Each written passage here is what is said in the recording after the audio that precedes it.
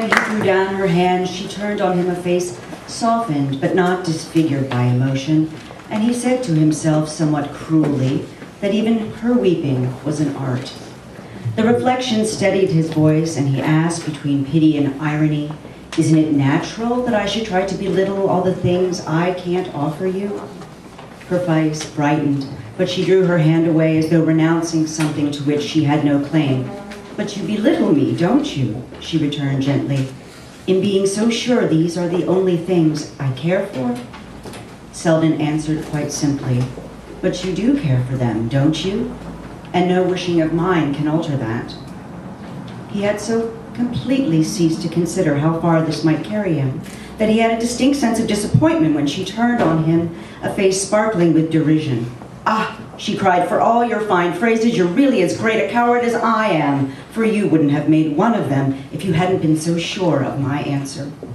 The shock of this retort had the effect of crystallizing Selden's wavering intentions. "I am not so sure of your answer," he said quietly, "and I do the justice to believe you are not either." It was her turn to look at him with surprise, and after a moment, "Do you want to marry me?" she asked. He broke into a laugh. "No, I don't want to, but perhaps I should if you did." "That's what I told you. You're so sure of me that you can amuse yourself with experiments." She drew back the hand he had regained, looking down on him sadly. "I am not making experiments," he returned, "or if I am, it is not on you, but on myself. I don't know what effect they're going to have on me, but if marrying you is one of them, I will take the risk." She smiled faintly. "It would be a great risk, certainly. I have never concealed from you how great." "Ah, it is you who are the coward," he exclaimed. She had risen, and he stood facing her, his eyes on hers. The soft isolation of the falling day enveloped them. They seemed lifted into a finer air. She leaned on him for a moment, as if with a drop of tired wings. He felt as though her heart were beating rather with the stress of a long flight than the thrill of new distances. Then, drawing back with a little smile of warning, "I shall look hideous in dowdy clothes, but I can trim my own hats," she declared. They stood silent for a moment, smiling at each other like adventurous children who have climbed to a forbidden height from which they discover a new world. The actual world at their feet was veiling itself in dimness, and across the valley a clear moon rose in the denser blue. Suddenly they heard a remote sound, like the hum of a giant insect, and following the high road which wound whiter through the surrounding twilight, a black object rushed across their vision. Lily started from her attitude of absorption, and her smile faded. "I had no idea it was so late. We shall not be back until after dark," she said almost impatiently. Selden was looking at her with surprise. It took him a moment to regain his usual view of her. Then he said, with an uncontrollable note of dryness, "That was not one of our party. The motor was going the other way." I know.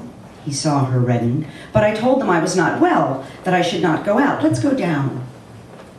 Selden continued to look at her, then drew his cigarette case from his pocket and slowly lit a cigarette. It seemed to him necessary to proclaim by some habitual gesture his recovered hold of the actual. He had an almost puerile wish to let his companion see that, their flight over, he had landed on his feet. She waited while the spark flickered under his curved palm, then he held the cigarettes to her. She took one with an unsteady hand and, putting it to her lips, leaned forward to draw her light from his. The little red gleam lit up the lower part of her face, and he saw her mouth tremble into a smile. "Were you serious?" she asked, with an odd thrill of gaiety. Selden's voice was under better control. "Why not?" he returned. "You see, I took no risks in being so." And as she continued to stand before him, a little pale under the retort, he added quickly, "Let us go down." While Lily was walking with Selden, Bertha Dorset tells Percy Gryce of Lily's gambling debts. Shocked, Gryce flees. Lily's position seems precarious, and she agrees to meet Judy Trenner's husband, Gus, at the railway station. Lily asks a favor. The fact is, Judy is angry with me, and I want you to make my peace. Angry with you? Oh, come, nonsense. His relief broke through in a laugh. Why, you know, she's devoted to you. She is the best friend I have, and that is why I mind having to vex her, but I dare say you know what she has wanted me to do. She has set her heart, poor dear, on my marrying a great deal of money. She paused with a slight falter of embarrassment, and Trenner fixed on her a look of glowing intelligence. A great deal of money. Oh, by Jove, you don't mean Gryce. Oh, no, of course, I won't mention it, but Gryce, good Lord, Gryce! Did Judy really think you could bring yourself to marry that portentous little ass? But you couldn't, huh? You gave him the sack, and that's why he left on the first train. He leaned back, spreading himself across the seat, as if dilated by his own discernment. I thought you would understand, Miss Bart rejoined. I can't make that kind of marriage. But neither can I go on living as all the women in my set do. I am almost entirely dependent on my aunt, and though she is very kind, she makes me no regular allowance. Lately I have lost money at cards, and I don't dare tell her. I have paid my card debts, of course, but there's hardly anything left for my other expenses, and if I go on with my present life, I shall be in horrible difficulties.